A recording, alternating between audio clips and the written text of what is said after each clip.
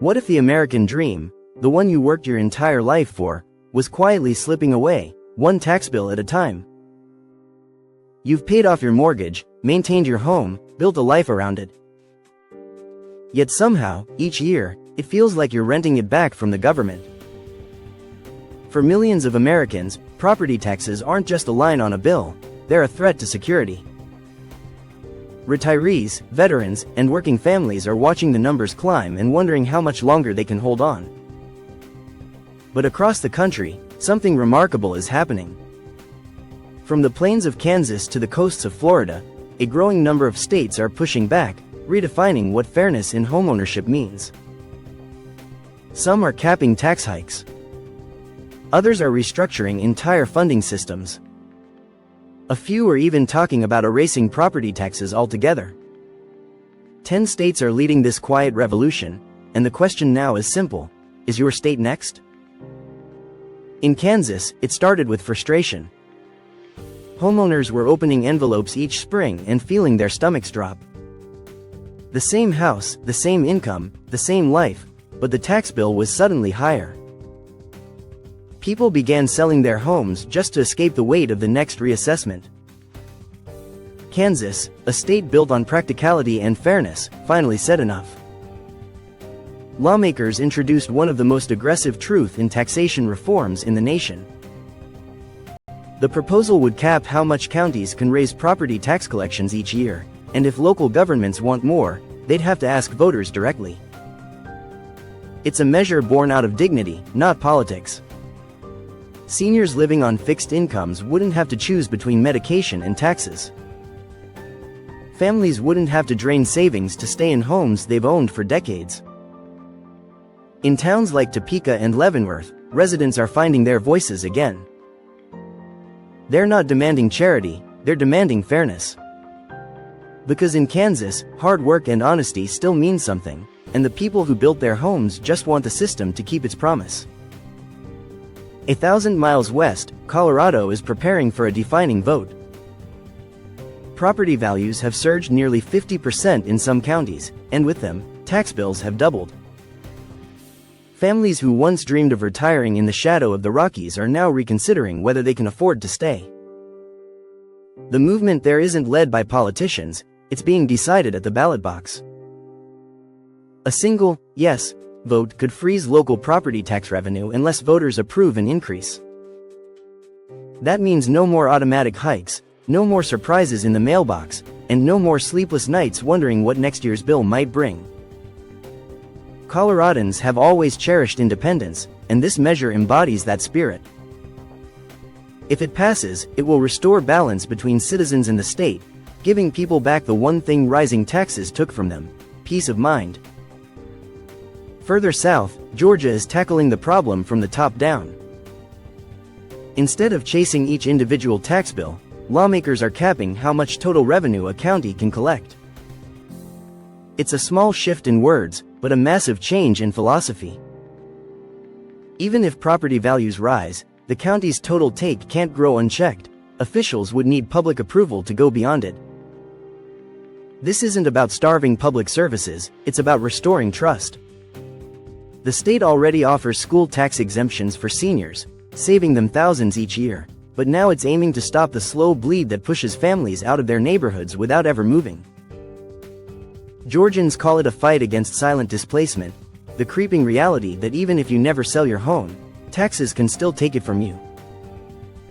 For retirees in small towns and families in Atlanta's suburbs, the reform represents something rare: predictability. Knowing your future doesn't depend on the next appraisal is a quiet kind of freedom that's worth defending. Nebraska, meanwhile, is rebuilding the very structure of taxation itself. For decades, local property taxes have shouldered the heavy burden of school funding, especially in rural areas where incomes lag behind assessments.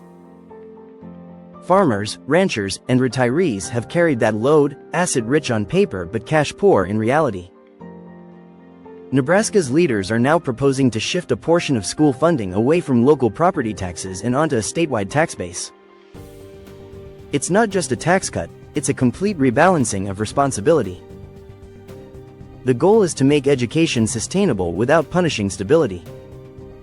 In small towns where people know every neighbor by name, this plan means they might finally stop watching lifelong residents sell off land just to pay the next installment. Nebraska's approach is deliberate, patient, and built to last. It doesn't chase quick wins, it builds a foundation for the next generation. Then there's Idaho, where the conversation has gone from reform to revolution. Lawmakers are seriously debating the complete elimination of property taxes on primary residences. In exchange, the state would raise its sales tax from 6 to possibly 8% or more. Supporters call it justice for homeowners who have already paid their dues. They argue that once you've paid off your mortgage, you shouldn't have to keep paying to live where you belong. Critics, however, see danger in the trade. A higher sales tax could burden renters and low-income families, making everyday life more expensive. It's a bold test of priorities. Would you rather pay a little more at the register or keep paying forever for the home you already own? Idaho's proposal has turned into one of the most talked about tax experiments in America, a clash between principle and practicality that could redefine homeownership for decades. In Michigan, the battle feels deeply personal. For many seniors, the threat of losing a home over a few unpaid bills is terrifying. The state is responding with compassion and structure. At the state level, new laws are expanding exemptions for low and middle-income retirees, ensuring that fixed-income households aren't punished for aging. At the local level, programs like Detroit's Hope Initiative are already saving lives and homes by offering full or partial property tax exemptions to struggling owners. For many, this means the difference between stability and foreclosure. Michigan's message is clear: property tax relief isn't a gift, it's respect for a lifetime of contribution. The policy is rooted in dignity, recognizing that no one who has spent decades building a home should have to surrender it because of a tax statement they can't afford. In Wyoming, the approach is quieter but no less powerful. Known for its rugged independence and self-reliant culture, Wyoming has chosen moderation over extremes. Lawmakers have capped how much property taxes can rise each year, preventing sudden spikes that can devastate retirees and families.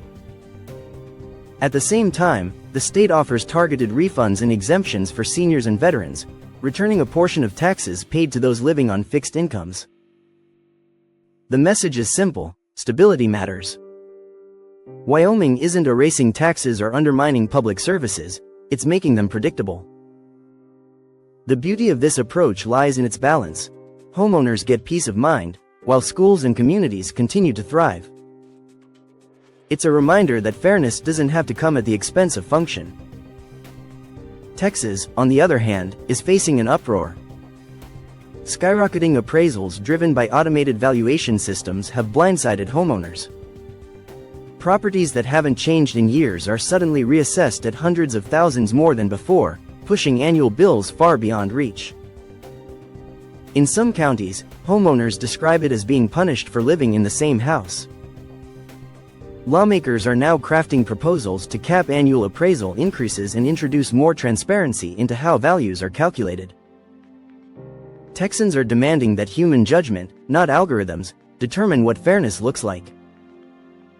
No computer should decide if I get to keep my home, one resident said during a town hall meeting in McLennan County. This is more than a tax debate, it's a question of justice and belonging.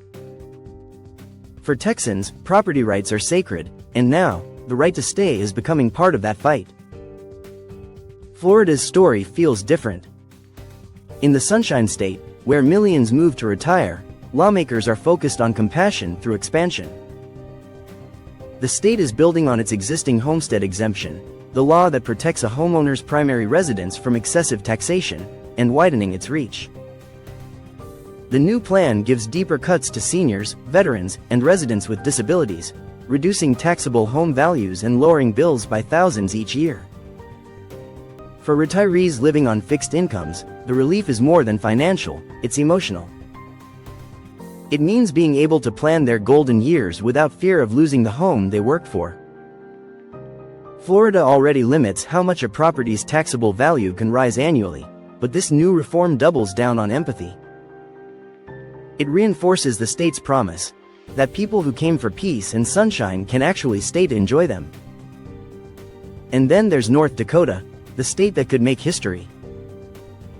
A citizen-led initiative is gathering momentum to abolish property taxes completely. Petitions are flooding in. Town hall meetings are overflowing. The idea is simple yet radical: replace property tax revenue with money from state income and sales taxes. Supporters call it true ownership, the end of paying rent to the government for your own land. Critics warn that it could strain state budgets, but the movement is spreading like prairie wind.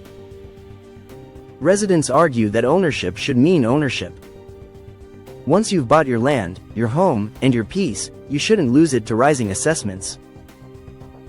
If North Dakota succeeds, it will become the first state in modern American history to eliminate property taxes entirely, sending a message that echoes far beyond its borders. Taken together, these 10 states form a mosaic of change, a map of ordinary Americans taking back control from a system that forgot who it was meant to serve. The methods differ, but the motivation is the same: predictability, fairness, and the right to stay rooted. Whether it's Kansas enforcing truth in taxation, Colorado returning power to voters, or Nebraska rebuilding its foundation, the theme is clear. People are no longer waiting for Washington. They're rewriting the rules themselves. This isn't rebellion, it's restoration, a quiet revolution built on simple decency. For retirees, this shift is about survival. For young families, it's about the chance to build something lasting. For veterans, it's about dignity. Homeownership has always been the cornerstone of the American dream, but when taxes rise faster than wages, that dream becomes fragile. These reforms remind us that stability isn't a luxury, it's a promise. Each of these states, whether through caps, votes, exemptions, or total overhauls, is proving that fairness can be designed into the system, not begged for at the ballot box. Across the plains, the mountains, and the coasts, a quiet voice is growing louder. It says, "We've paid our dues. We've played by the rules. And we deserve to stay." It's a message as old as the land itself, simple, dignified, and powerful.